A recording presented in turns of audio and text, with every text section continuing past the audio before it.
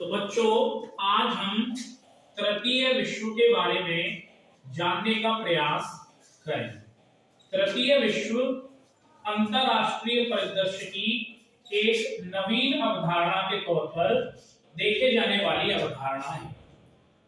तृतीय विश्व की स्थिति को लेकर हम ये देखते हैं कि सबसे पहले 1952 में अल्फ्रेड सोबी ने तृतीय विश्व नामक शब्द का प्रयोग किया था और अल्फ्रेड सोबी ने यह समझाने का प्रयास किया कि एशिया और अफ्रीका के वे देश जो जिन्हें तिरस्कार की दृष्टि से देखा जाता है और अंतरराष्ट्रीय परिदृश्य में वे कुछ बनकर दिखाना चाहते हैं, ऐसे देश तृतीय विश्व के देश कहलाते हैं। तो इस तरह से अंतरराष्ट्रीय परिदृश्य में 1950 के दशक में तृतीय विश्व की अवधारणा उभर करके सामने आई।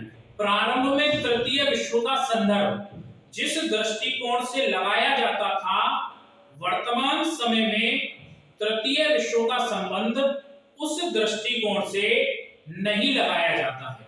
वर्तमान परिदृश्य में तृतीय विश्व की अवधारणा बदल गई है। जब तृतीय विश्व को अस्तित्व में लाया गया था तो इसका संदर्भ उन देशों से था जो शीत युद्ध से पृथकता रखते हैं, लेकिन वर्तमान परिदृश्य में जो अंतरराष्ट्रीय परिवर्तन हुए हैं, उन अंतरराष्ट्रीय परिवर्तनों के कारण तृतीय विश्व की अवधारणा में नए विचार शामिल होने लगे हैं।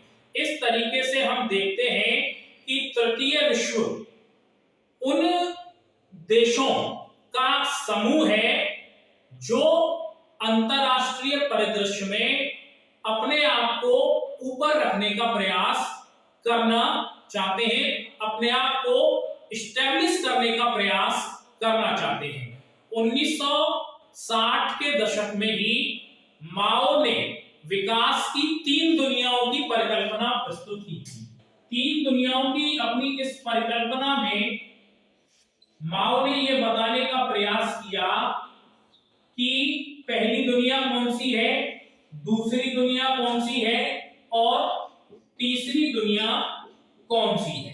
तो इस तरह से माओ की ये विचारधारा भी तृतीय विश्व के संदर्भ में महत्वपूर्ण भूमिका निभाती है। पहली दुनिया के अंतर्गत माओ ने यह समझाने का प्रयास किया कि वे देश जो शीत युद्ध में शामिल हैं, यानी कि अमेरिका और रूस, ये पहली दुनिया है। दूसरी दुनिया ऐसे देश जो इनके साथ सैनिक गठबंधन कर चुके हैं, वे तीसरी दुनिया है। और वह दूसरी दुनिया है और तीसरी दुनिया वे देश हैं जो इन देशों के साथ किसी भी तरीके से जुड़े हुए नहीं हैं। तो इस तरह से माओ ने विकास की 3 दुनियाओं की परिकल्पना को प्रस्तुत किया। तो इस तरीके से हम अंतरराष्ट्रीय परिदृश्य में तृतीय विश्व की अवधारणा की स्थिति को लेकर के बात करते हैं और तृतीय विश्व की इस स्थिति को लेकर हम ये समझने का प्रयास करते हैं कि सही मायने में तृतीय विश्व की अवधारणा होती क्या है।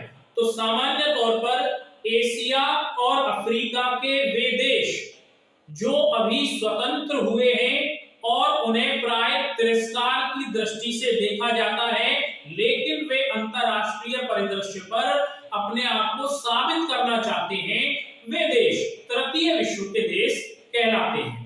तृतीय विश्व के देशों की कुछ स्पष्ट विशेषताएं हैं। इन विशेषताओं के कारण तृतीय विश्व की स्थिति और भी महत्वपूर्ण हो जाती है। सबसे पहली विशेषता होती है जीवकोपार्जित कृषि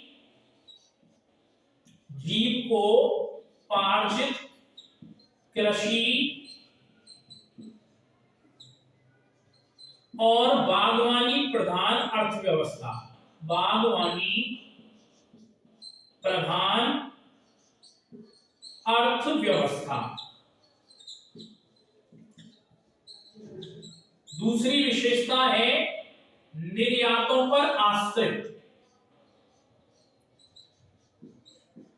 निर्यातों पर आश्रित।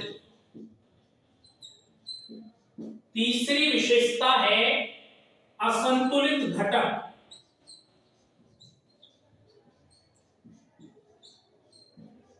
असंतुलित घटक। चौथी व्यवस्था है भ्रष्टाचार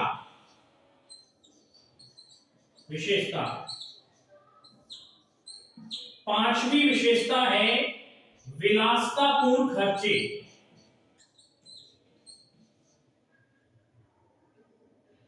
विलासितापूर्ण खर्चे।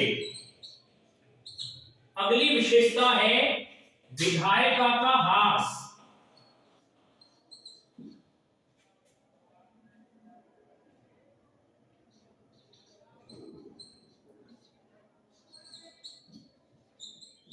सातवीं विशेषता है करिश्मावादी नेतृत्व।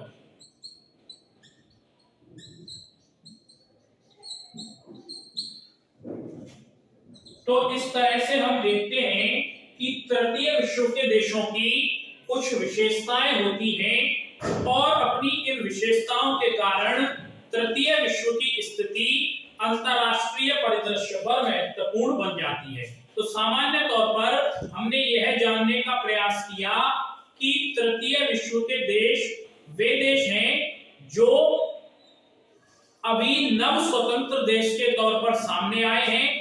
अंतरराष्ट्रीय परिदृश्य में उन्हें तिरस्कार की दृष्टि से देखा जाता है और वे अपने आप को साबित करना चाहते हैं। तो सबसे पहले अल्फ्रेड सोबी के द्वारा तृतीय विश्व नामक शब्द दिया गया था और इसके बाद माओ ने विकास की तीन दुनियाओं की परिकल्पना की थी। अपनी तीन दुनियाओं की परिकल्पना में माओ ने पहली दुनिया अमेरिका और सोवियत संघ को माना, दूसरी दुनिया इनके साथ जुड़े हुए सैनिक गठबंधनों को माना और तीसरी दुनिया वे देश थे जो इनके साथ जुड़े हुए नहीं थे। इस तरह से हम देखते हैं कि अंतरराष्ट्रीय परिदृश्य में तृतीय विश्व की अवधारणा एक महत्वपूर्ण अवधारणा के तौर पर देखी जाती है।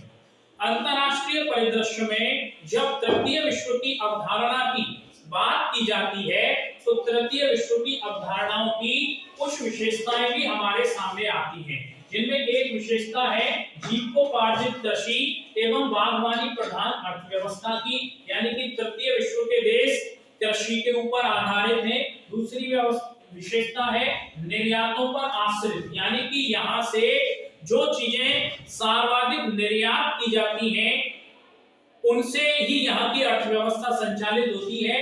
आर्थिक स्थिति में देखें तो घटकों की स्थिति असंतुलित है। इसके अलावा व्यापक पैमाने पर भ्रष्टाचार है, विलासितापूर्ण खर्चे हैं और विलासितापूर्ण खर्चों के साथ सैनिक गठबंधन है, विधायिका का ह्रास है और करिश्मावादी नेतृत्व है। तो इस तरह से तृतीय विश्व की अवधारणा आधुनिक समय की अवधारणा है और इसने अंतरराष्ट्रीय परिदृश्य में एक महत्वपूर्ण मुकाम हासिल किया है। तो बच्चों आज के लिए बस इतना ही।